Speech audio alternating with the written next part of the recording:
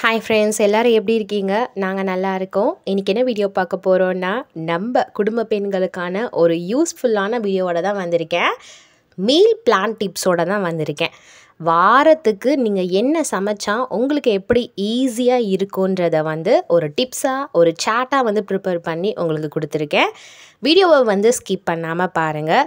உங்களுக்கு மார்னிங் எந்த ஒரு டென்ஷனுமே இல்லாமல் ரிலாக்ஸாக நீங்கள் குக்கிங் பண்ணலாம். ஒரு சிலர்லாம் அடுப்படியாண்ட போய் நின்றுட்டு யோசிச்சுட்டே இருப்பாங்க என்ன சமைக்கலான்னு. அதனாலே அவங்களுக்கு மைண்டு ஸ்ட்ரெஸ் ஆகி ஒரு ரிலாக்ஸே இல்லாமல் குக்கிங்லாம் பண்ணுவாங்க. அப்படி எல்லாமே இருக்கக்கூடாது.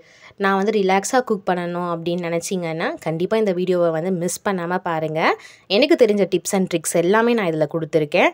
முக்கியமாக குடும்ப பெண்கள் நம்மளுக்கு இது ரொம்ப யூஸ்ஃபுல்லான வீடியோவாக இருக்கும். சமைக்கிறது அவ்வளோ பெரிய பிரச்சனையாக நம்மளுக்கு இருக்காது.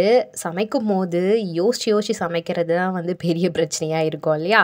எல்லாருக்குமே இப்படி தான் இருக்கும்னு நினைக்கிறேன். நிறைய பேர் யோசிச்சுட்டே இருப்பாங்க நம்ம குழந்தைங்களுக்கு எந்த மாதிரி கொடுத்தா அவங்களுக்கு ஹெல்த்தியாக இருக்கும்னு, வீட்டில் இருக்கவங்களுக்கு எந்த மாதிரி ஃபுட்டெல்லாம் கொடுத்தா ஹெல்த்தியாக இருக்கும்னு. ஸோ நானுமே அந்த மாதிரிலாம் நிறைய யோசிச்சு தான் இந்த சாட்டை எனக்கு பிடிச்ச மாதிரி ப்ரிப்பேர் பண்ணியிருக்கேன். வாங்க வீடியோக்குள்ளே போகலாம். இப்போது என்னுடைய மீல் பிளானை இந்த மாதிரி சாட் மாதிரி ப்ரிப்பேர் பண்ணியிருக்கேன். திங்கக்கிழமையிலிருந்து சனிக்கிழமை வரை ப்ரிப்பேர் பண்ணியிருக்கேன். ஞாயிற்றுக்கிழமை நான் ப்ரிப்பேர் பண்ணலை. அதுக்கான காரணம் என்னென்னா, ஆஸ் யூஷுவல் சண்டேனா எல்லார் வீட்லேயும் நான்வெஜ் இருக்கும் இல்லையா? அதனால் திங்கக்கிழமையிலேருந்து சனிக்கிழமை வரையும் காலை, மதியம், இரவு இந்த மாதிரி 3 காலமாக பிரிச்சுக்கிட்டேன். அந்த மாதிரி பிரித்து நம்ம போடும்போது நம்மளுக்கு ரொம்பவே ஈஸியாக இருக்கும். இப்போ வாங்க நான் எப்படியெல்லாம் ஷெடியூல் போட்டு வச்சுருக்கேன்னு பார்ப்போம். திங்கக்கிழமை மார்னிங் பிரேக்ஃபாஸ்ட்டுக்கு தோசை, இட்லி செய்வேன். அப்படி அது செய்யும் போது அதுக்கு நம்மளுக்கு சைடிஷ்க்கு சட்னி தேவைப்படும். சட்னி சிம்பிளாக முடிச்சிடுவேன் நான். இது ஆல்மோஸ்ட் எல்லாரோடைய வீட்லேயுமே இந்த மாதிரி காம்பினேஷன் இருக்கும்னு நினைக்கிறேன். அடுத்து மதியம் சாம்பார், பொட்டேட்டோ ஃப்ரை செய்வேன். அப்போ நம்மளுக்கு சிம்பிளாக வேலை முடிச்ச மாதிரி இருக்கும். இரவு சப்பாத்தி தான் செய்வேன். அதுக்கேற்ற மாதிரி வெஜ் குருமா. இப்போ காய்கறி என்னெல்லாம் இருக்கோ, ஃபார் எக்ஸாம்பிள் நான் சொல்கிறேன், பீன்ஸு, கேரட்டு, உருளைக்கிழங்கு இந்த மாதிரிலாம் போட்டு ஒரு வெஜ் குருமா மாதிரி சப்பாத்திக்கு செஞ்சோன்னா நல்லாயிருக்கும் சிம்பிளாக. இந்த மாதிரி யாரெல்லாம் ஃபாலோ பண்ணுறீங்கன்றதை எனக்கு கமெண்ட் பண்ணி சொல்லுங்கள். ஆல்மோஸ்ட் எல்லாரோட வீட்லேயுமே இட்லி தோசை மாவு இருக்கும். அது எப்படி நம்ம ஷெடியூல் பண்ணிக்கலான்னா, வாரத்துக்கு ஒரு டைம் இல்லைன்னா 2 டைம் அரைக்கிற மாதிரி தான் நம்ம பார்த்துக்கணும். இப்போ நான் பாப்பா வச்சுட்டு இருக்கிறதுனால சும்மா எனக்கு மாவெல்லாம் அரைச்சிட்டு இருக்க முடியாது. அதனால் நான் எப்படி ஷெடியூல் பண்ணுவேன்னா, வாரத்துக்கு ஒரே ஒரு டைம் மட்டும்தான் தோசை, இட்லி மாவு அரைப்பேன்.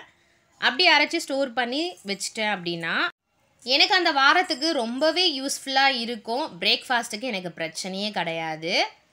அடுத்து செவ்வாய்க்கிழமை என்ன பண்ணுவேன்னா, ஆப்பமாவையும் நான் ரெடி பண்ணி வச்சுப்பேன். ஆப்பமாவை ரெடி பண்ணுறதுமே ரொம்ப ஈஸி தான். ஸோ அதுவுமே ஒரு 3 நாள் 4 நாளைக்கு தேவைப்படுற மாதிரி அரைச்சி வச்சுப்பேன். அதுக்கு சாம்பாரோ இல்லை சட்னியோ ப்ரிப்பேர் பண்ணிப்பேன். அன்றைக்கி மதியம் என்ன செய்வேன்னா, பாலக்கீரை சாம்பார். பாலக்கீரை எவ்வளோ உடம்புக்கு நல்லதுன்னு எல்லாருக்குமே தெரியும். ஆஸ் யூஷுவல் கீரை வகைகள்ன்றது ஒரு வாரத்துக்கு நம்ம 3 டைம் எடுக்கிறது நல்லதுன்னு சொல்கிறாங்க. நான் பாலக்கீரை இங்கே அதிகமாக எடுத்துப்பேன். ஏன்னா இங்கே ஹைதராபாத்தில் பாலக்கீரை எனக்கு நிறையவே கிடைக்கும். அதனால் அது சாம்பார் மாதிரியோ இல்லை பொரியல் மாதிரியோ ரெடி பண்ணிப்பேன். அந்த மாதிரி கீரை நான் சாம்பாரில் போட்டு செய்கிறேன், கீரை கடையல் மாதிரி பண்ணுறேன் அப்படின்னா கண்டிப்பாக அன்றைக்கி வெண்டைக்காய் பொரியலோ இல்லை உருளைக்கிழங்கு பொரியலோ அதுக்கேற்ற மாதிரி ஏதாவது அப்பளமோ அந்த மாதிரி செஞ்சு வச்சுப்பேன். அப்போ கீரை சாப்பிடும் போது நம்மளுக்கு கொஞ்சம் நல்லா இருக்கும். பசங்களும் விரும்பி நம்மளுக்கு சாப்பிடுவாங்க. அடுத்து புதன்கிழமை பார்த்திங்கன்னா இட்லி வித்து கோகோனட் சட்னின்னு போட்டிருக்கேன். கோகோனட் சட்னி எல்லாருக்குமே உடம்புக்கு நல்லது. சின்னவங்கள்லேருந்து பெரியவங்க வரைக்கும் கோகோனட் சட்னி சாப்பிட்லாம். தேங்காய் எவ்வளோ உடம்புக்கு நல்லதுன்னு எல்லாருக்குமே தெரியும்.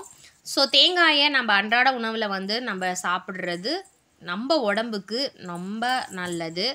அதனால் தேங்காயை நிறைய பேர் சேர்க்க மாட்டாங்க. ஆனால் இனியாவது நீங்கள் சேர்த்துக்கோங்க அப்படின்றத தான் நான் சொல்லுவேன். அடுத்து அன்றைக்கி ஆஃப்டர்நூன் சாம்பார் வித் பாவற்காய் ஃப்ரைன்னு போட்டிருக்கேன். சாம்பார் நான் பண்ணுறேன் அப்படின்னா அன்றைக்கி பாவற்காய் ஃப்ரை மாதிரி கொடுத்துப்பேன். அது ஒரு சிலர்லாம் அதை நல்லா டீப் ஃப்ரை மாதிரி பண்ணுவாங்க. நான் ஆஸ் யூஷுவல் ஃப்ரை மாதிரி மட்டும்தான் பண்ணுவேன். அன்றைக்கி நைட்டு மட்டும் சேம் அதே வந்து நான் விட்டுருவேன். வேறு எதையும் நான் வந்து செய்ய மாட்டேன். ஏதாவது ஒரு நைட்டு மட்டும் இந்த மாதிரி மதியானமோ நைட்டோ வந்து ஒன்றா செய்கிற மாதிரி வச்சுப்பேன் நான். அடுத்து வியாழக்கிழமை பாருங்கள், எப்பயுமே வந்து நம்ம இட்லி தோசை ஆப்பம் அப்படியே செய்கிறோம்ல, அதே மாதிரி செஞ்சோன்னா போர் அடிச்சிடும். அதனால் என்ன பண்ணுவேன்னா அப்போ மட்டும் சேமியா வந்து ஒரு டைம் எடுத்துக்கிற மாதிரி பார்த்துப்பேன். அப்படி இல்லைனா வந்து பாஸ்தா, இல்லைனா வந்து பிரெட் ஆம்லேட்டு. ஸோ இந்த மாதிரி நம்ம செஞ்சு குழந்தைங்களுக்கு தரும்போது அவங்க விரும்பி சாப்பிடுவாங்க. அவங்களுக்கு கொஞ்சம் சலிக்காமையும் இருக்கும். அன்றைக்கி மதியம் வந்து கர்ட் ரைஸ் வந்து செஞ்சுப்பேன். வாரத்தில் ஒரு நாள் வந்து பாப்பாவுக்கு கர்ட் ரைஸ் வந்து கண்டிப்பாக நான் கொடுப்பேன். அவளுக்கு வந்து தயிர் சாதம் நம்ம செய்யும்போது எங்களுக்குன்னு தனியாக ப்ரிப்பேர் பண்ணிக்க முடியாது, டைமுமே கிடைக்காது. அதனால் எங்களுக்குமே சேர்த்து நான் வந்து தயிர் சாதம் வந்து செஞ்சுப்பேன். அதுக்கேற்ற மாதிரி உருளைக்கிழங்கு பொரியலோ வெண்டைக்காய் பொரியலோ செஞ்சுப்பேன்.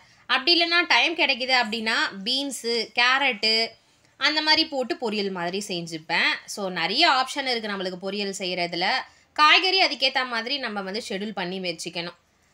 அப்புறம் வந்து அன்றைக்கி நைட்டு வந்து சப்பாத்தி வந்து செய்வேன். ஆல்மோஸ்ட் சப்பாத்தி வந்து வீக்லி ஒரு 3 டைம்ஸ் ஆகுது எங்கள் வீட்டில் இருக்கும். அதுக்கு வந்து உருளைக்கிழங்கு கிரேவி மாதிரி செஞ்சுருவேன். வெள்ளிக்கிழமை பார்த்திங்கன்னா நம்மளுக்கு நிறைய வேலைகள் இருக்கும். வீடை க்ளீன் பண்ணுறது, வாஷ் பண்ணுறது, கேஸ் எல்லாம் கழுவுறதுன்னு.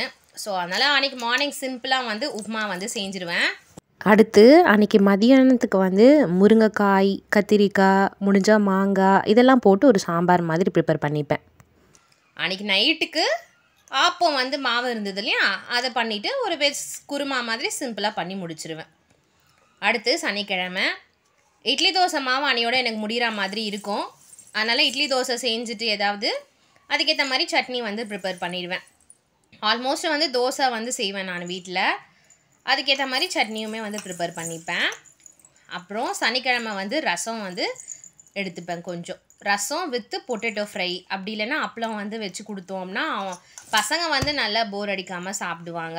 ரசத்துக்கு எப்பயுமே அப்பளம்ன்றது வந்து காம்பினேஷன் சூப்பராக இருக்கும். உருளைக்கிழங்கு பொரியலும் வந்து சூப்பராக இருக்கும். அதனால் வந்து இந்த மாதிரி வந்து ட்ரை பண்ணி பாருங்கள்.